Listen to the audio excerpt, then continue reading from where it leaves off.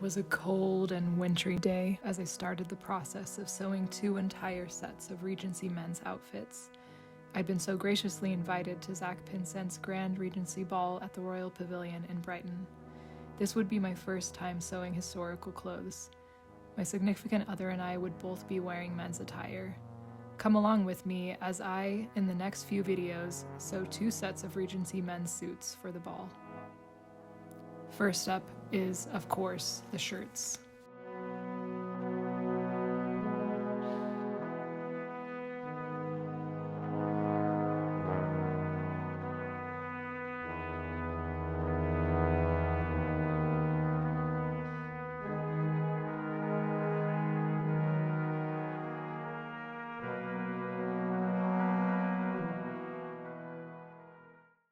For the fabric, I had initially bought this thicker linen, only to discover that it is too thick for this type of historical shirt.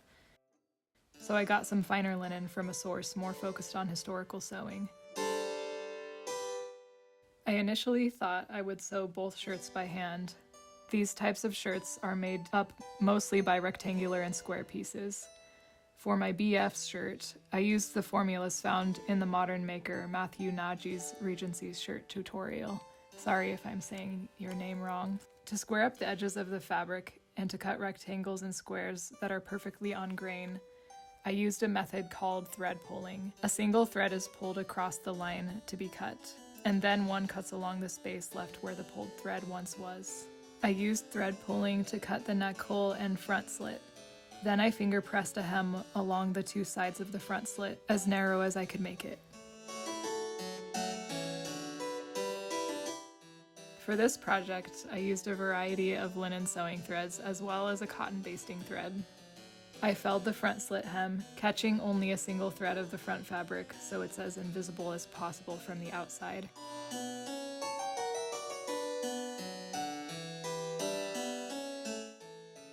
Next, I prepared the patch that protects and reinforces the end of the front slit, where there is a bit of raw edge. I folded the edges in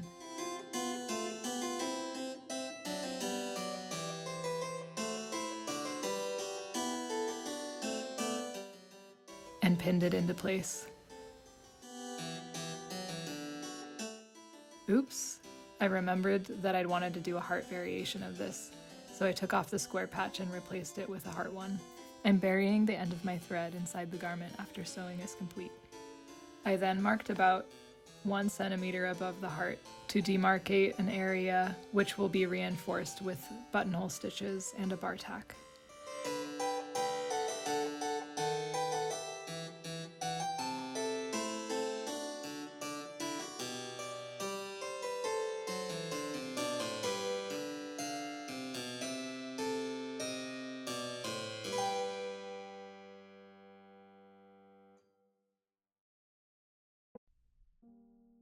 I did buttonhole stitches across the bar tacks as well.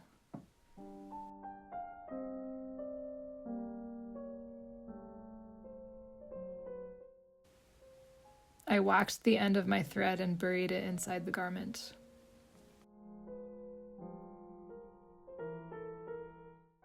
Next are the neck gussets. These are squares whose seam allowances I folded in.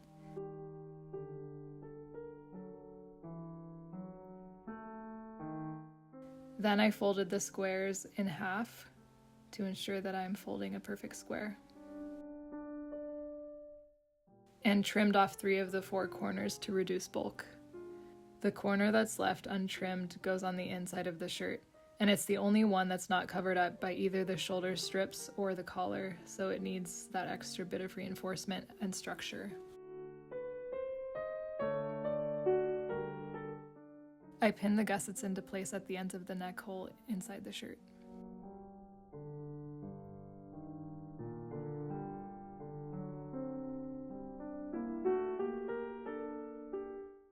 I gathered up a bit of the neck length that would be sewn into the neck gusset.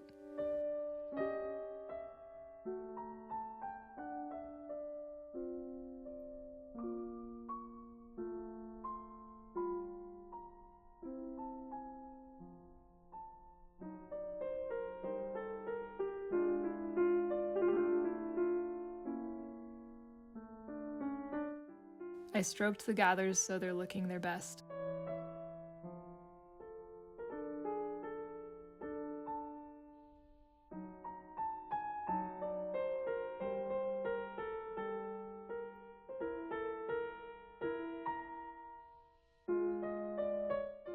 And continued pinning the net gussets into place.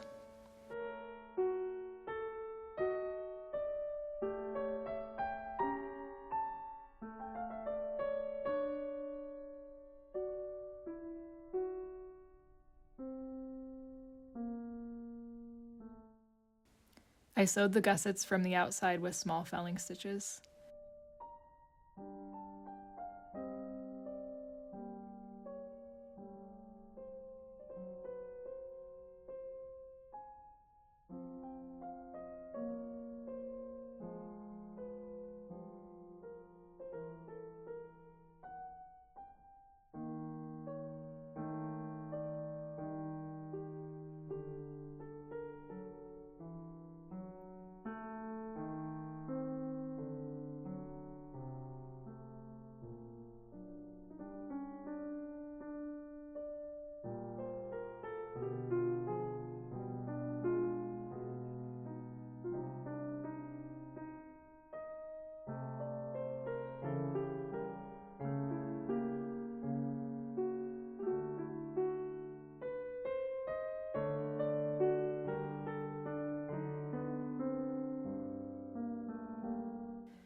Now for the other side.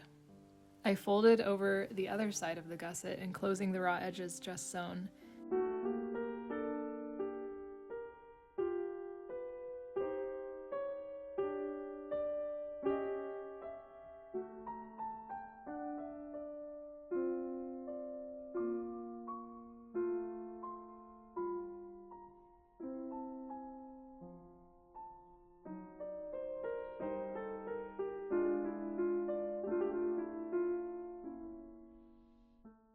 And sewed this from the outside as well.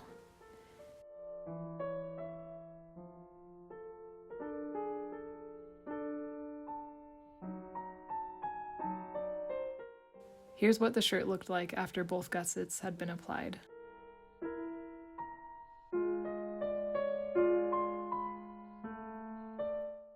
Next, I prepared the shoulder strips by pressing the long edges in.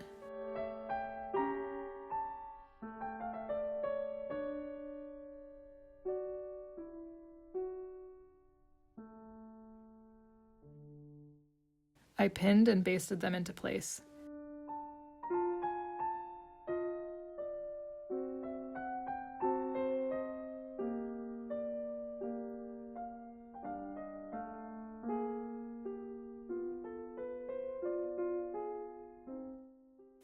Then felled them down and removed the basting thread.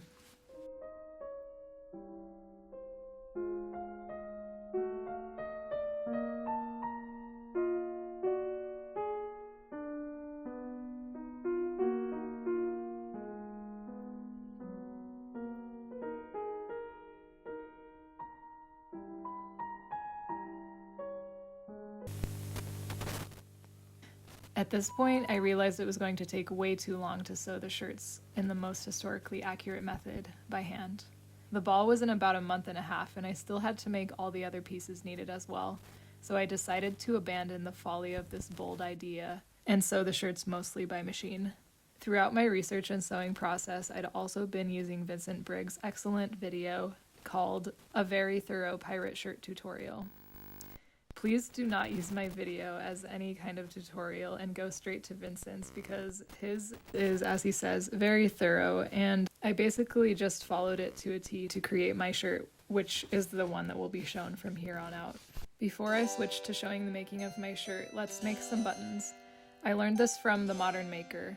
I wrapped some thicker linen thread several times tightly around a knitting needle. Making sure not to lose tension, I slipped this little bundle off the needle and immediately started doing blanket stitches all the way around to secure.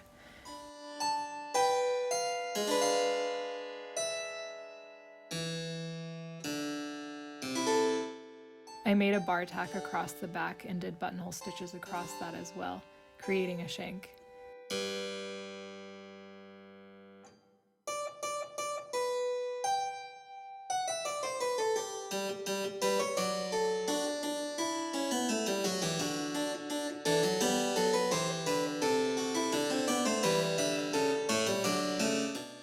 You can steam these buttons with an iron to harden them.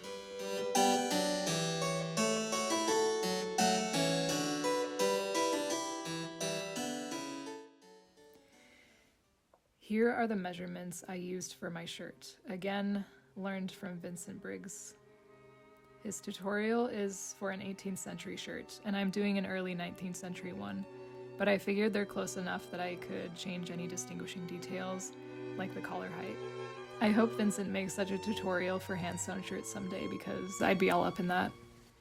For my shirt, I used a method for finishing the front slit, where you sew on the patch first, like a facing, then turn it under.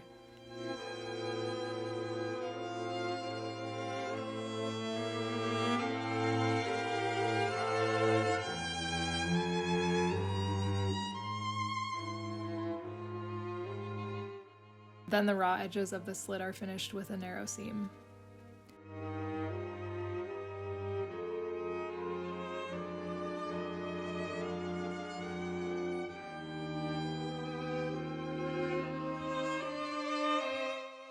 At the same time as you top stitch around the edges of the patch.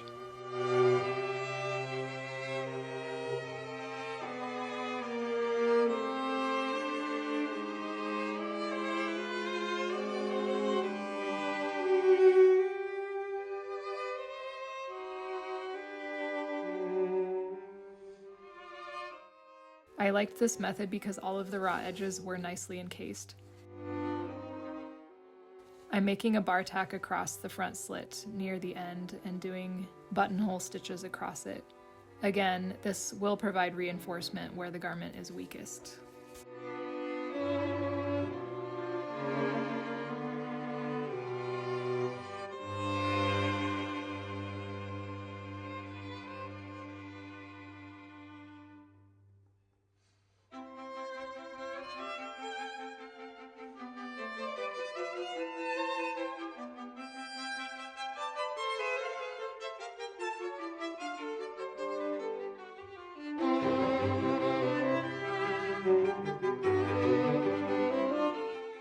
I prepared the shoulder gussets similarly to before.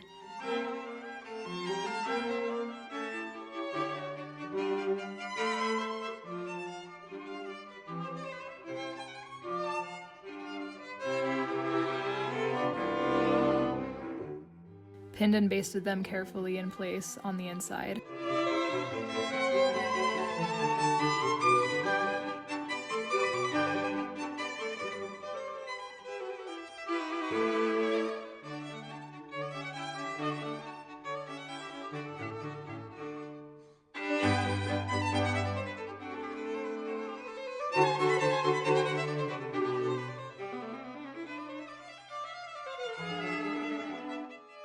And sewed them via top stitching.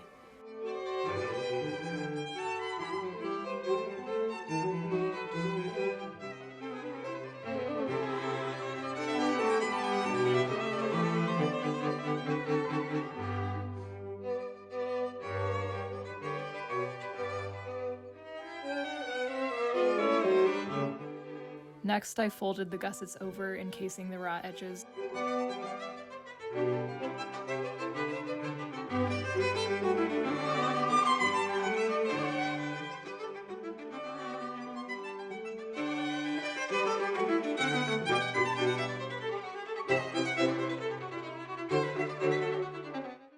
And top stitch down from the outside.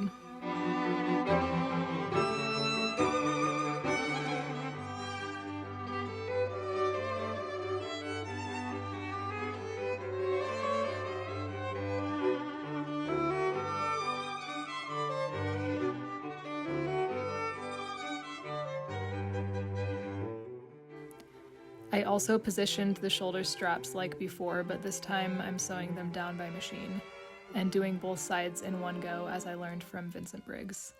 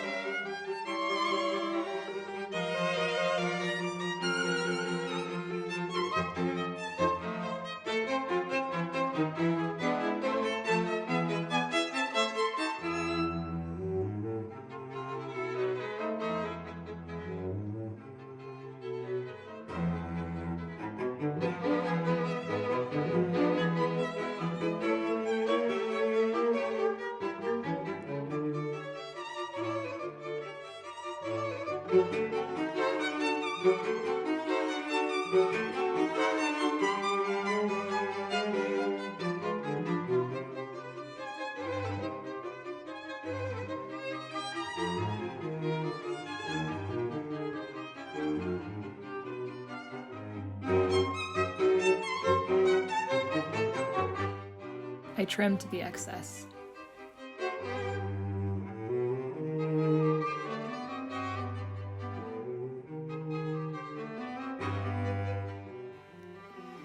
Now I'm running 2 rows of gathering stitches along the back and front neckline.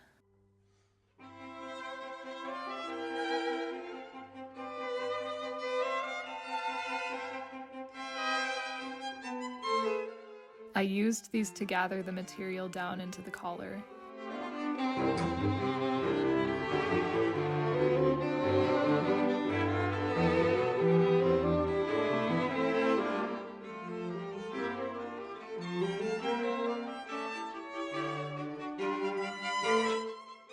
I prepared the collar's seam allowances and pinned it to the neck opening, taking care to arrange the gathers in a pleasing manner.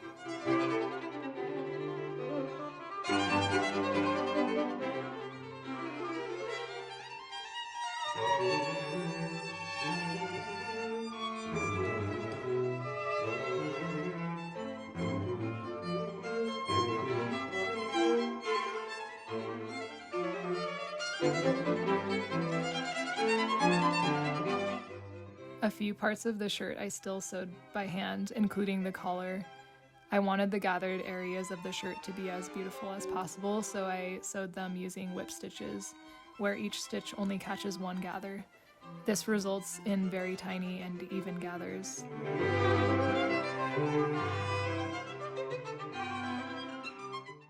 Once one side was done, I folded down the other half of the collar and repeated the process for the other side.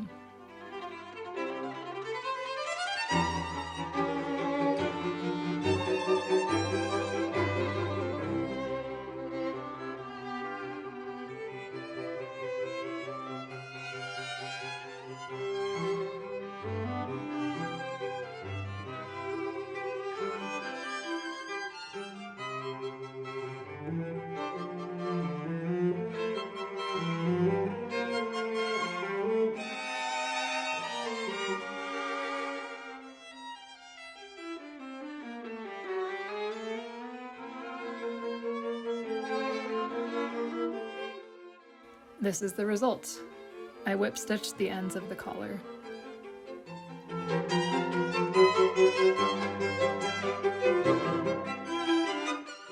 I'm looking at an image of an extant shirt from a museum as reference for where to place the buttonholes on the collar. I chose to do 2 buttonholes. I basted through all layers of the fabric so it wouldn't shift while sewing the buttonholes.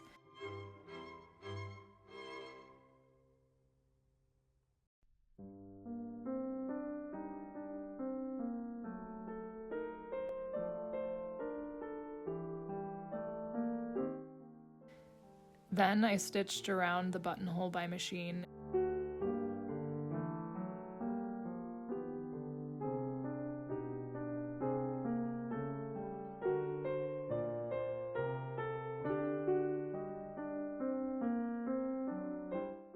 And cut the buttonhole open.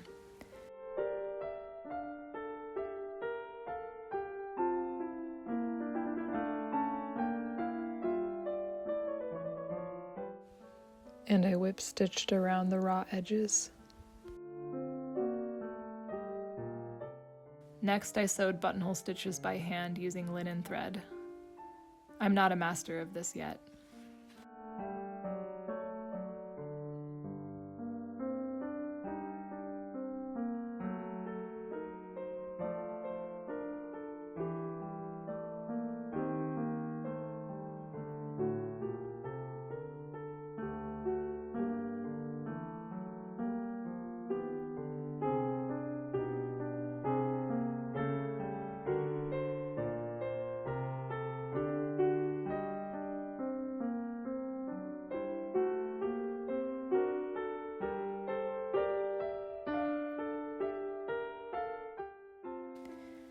Next is sleeves.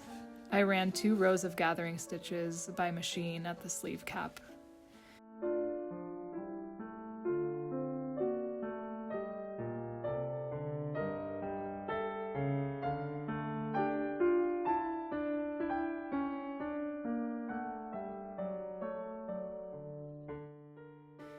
And marked the length on the body where I wanted to insert the sleeve.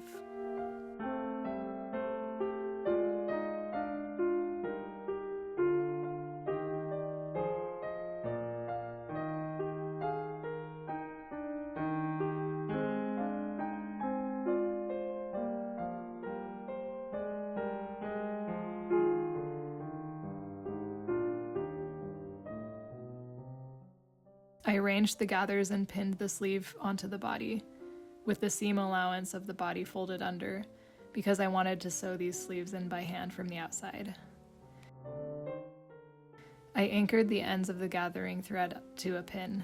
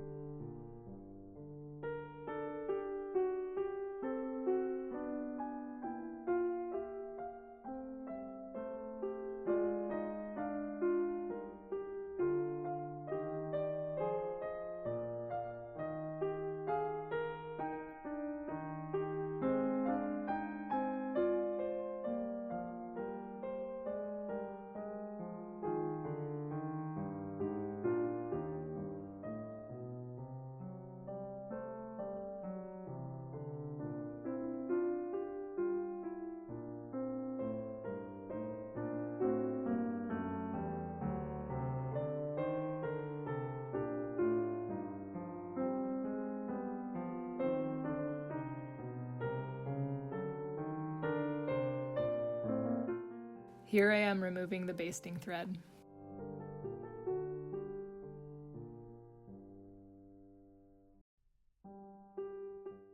At this point, it was starting to look more finished. Next, I did the shoulder reinforcement strips. The purpose of these is to encase the raw edges of the sleeves and reinforce the shoulder.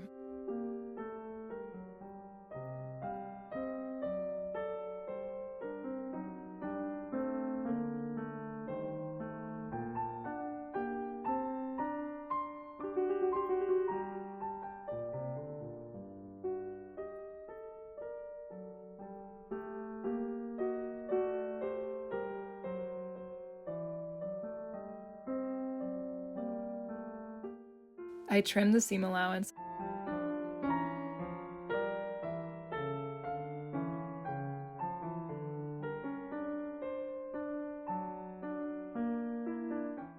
Ironed the strips into place.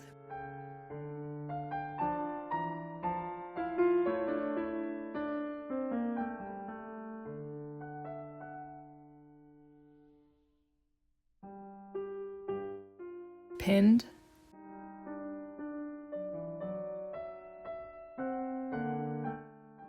Basted.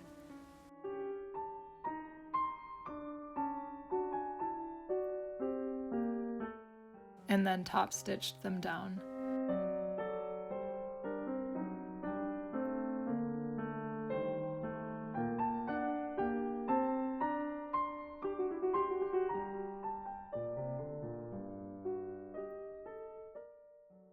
I hid the thread ends inside the garment since this top stitching could be quite visible.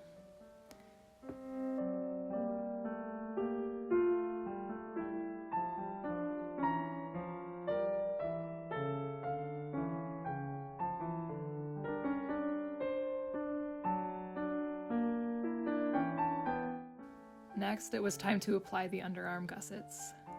Square pieces that form a triangle at the underarm for increased range of motion. I pinned the gussets to the side body and sleeve.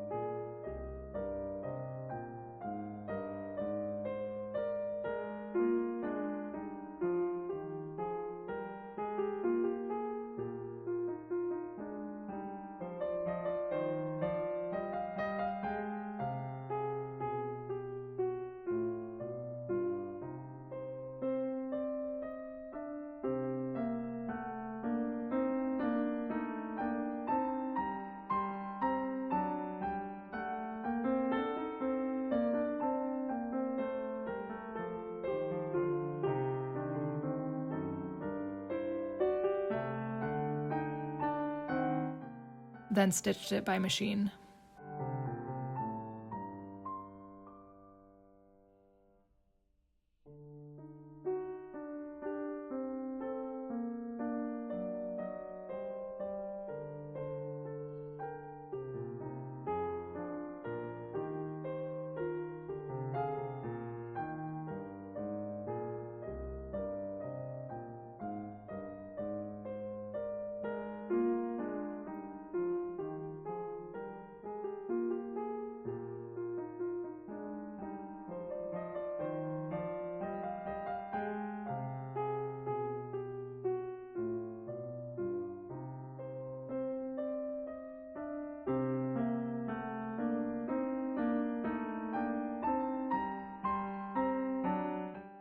I sewed up the sleeve seam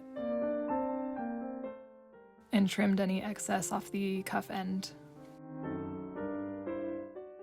I had left a certain length open for the sleeve vents and marked a centimeter away from that for cutting a slit in the seam allowance to be able to fell the seam allowance and encase the raw edges. I also cut slits in the seam allowance at the underarm gusset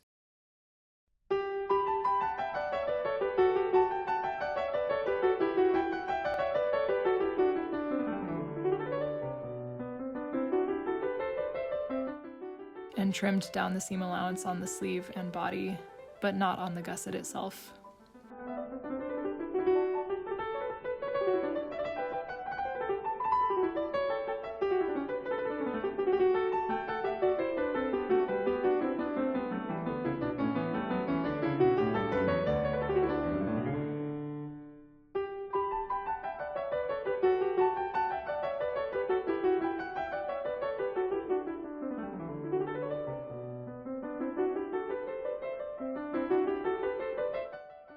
Here I'm also trimming down the seam allowance on the underarm seam of the sleeve, on one side only, and on the body.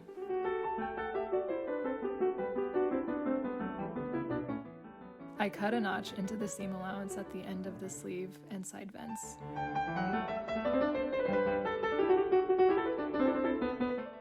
At the ironing board, I finger pressed the seams that would be flat felled, enclosing all raw edges.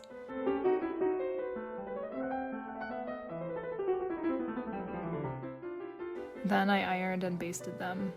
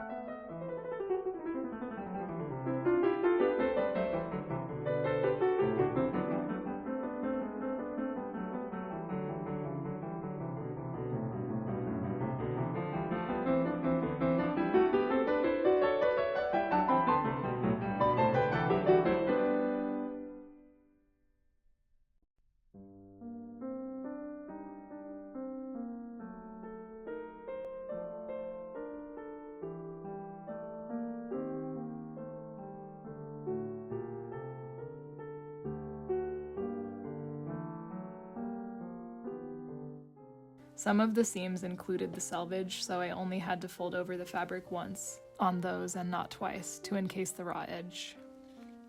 Here I'm folding the side vent hem.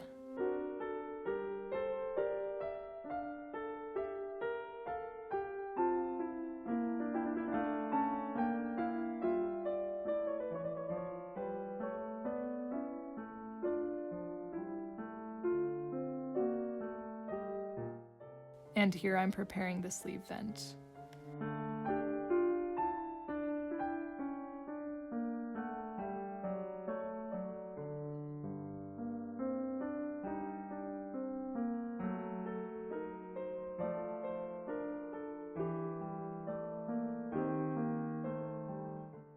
I sewed all flat-felled seams by machine.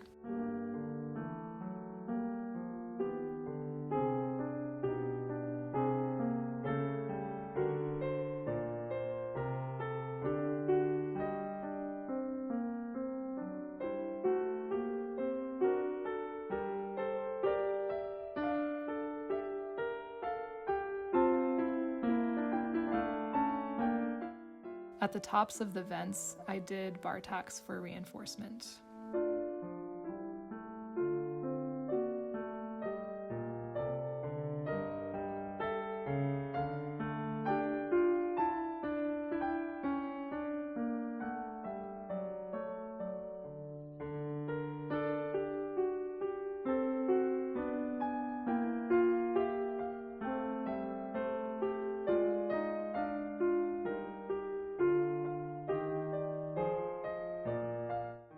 Next was felling the underarm gusset down.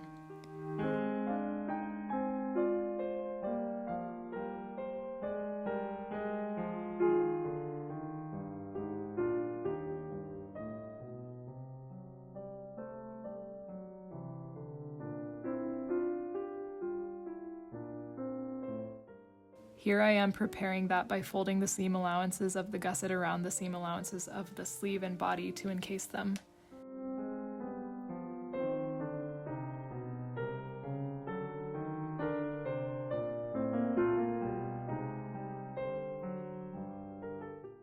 Pin and baste.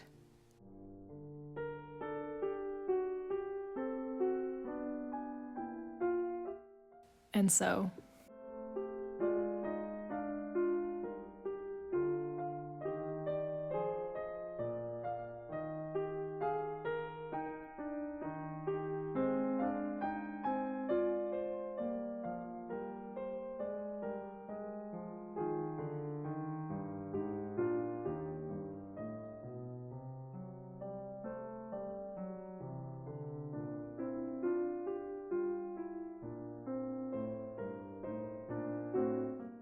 Time to hem the bottom. Since this fabric was pretty straightforward to work with, I just pinned and then sewed it.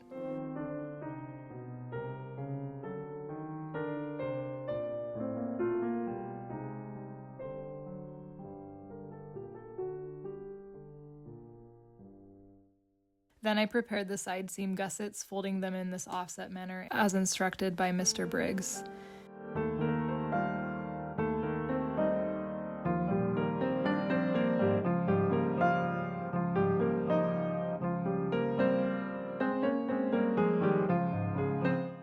These are placed at the top of the side vents, covering any raw edges.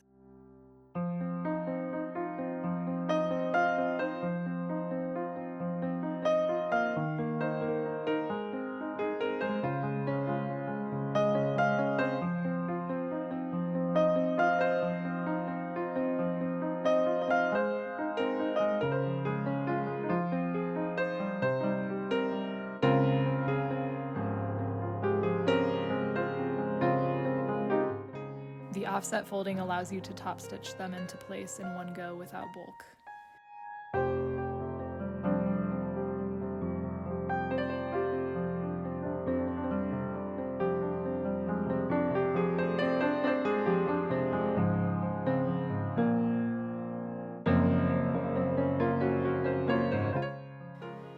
Next, I prepared the cuffs. I'm doing a slightly narrower cuff, as was more popular in the 18th century and earlier, because I want to add ruffles to my sleeve cuffs, which as far as I could tell was still being done in the early 19th century. I had gathered the ends of the sleeves and then I pinned the cuffs to them. And of course, I also sewed these on by hand for beauty. Doing the outside and the inside.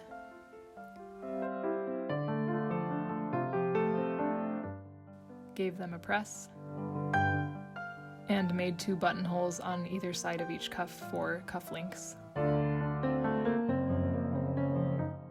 I created ruffles for the cuffs and front side slit using some cotton voile because I couldn't get my hands on any very fine linen. I used rolled whip gathers. I learned this from Burnley and Trowbridge's video tutorial.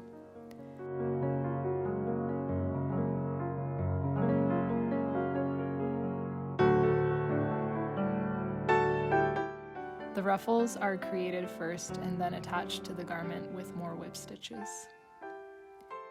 As a final step, I created some cufflinks for my shirt using some cheap buttons and some chain I recycled from an old keychain.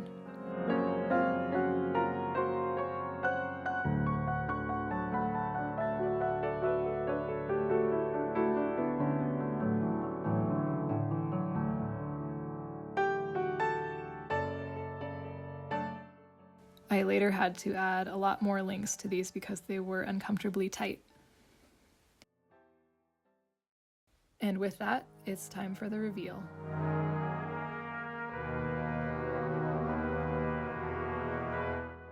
The ruffles looked better on the night of the ball, as here they've already been washed and I need to do a better job of resetting them.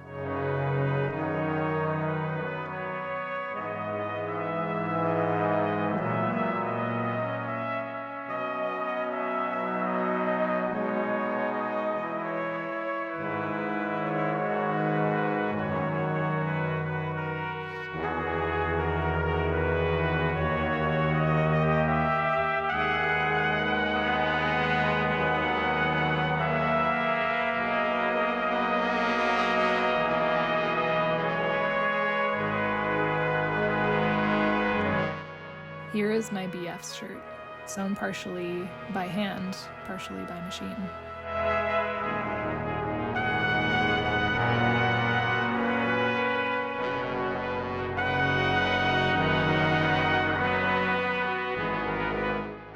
Thank you for coming along on the journey of a historical sewing novice, and please do subscribe to see me make the rest of the garments for the ball, and what it looked like on that night.